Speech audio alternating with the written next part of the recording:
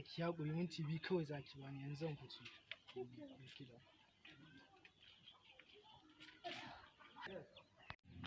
Baba, ka ga wata yarinya can? Baba ka san ta ne? To mu ƙarasa ta wajen mu. Ke ce dama? Baba ka san ta ne?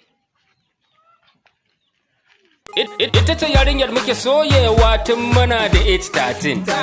Muna haɗuwa domin zance a gidan mama 13.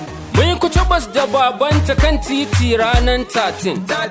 Muka gudu muka ɓoye a zauren gidan mama 13. Na ce, kin haifi kin yi zarce addini kamala babu tamkarki. Na yi gamo da 'yar musulmi mai zane yarinya ta ana tare kyawun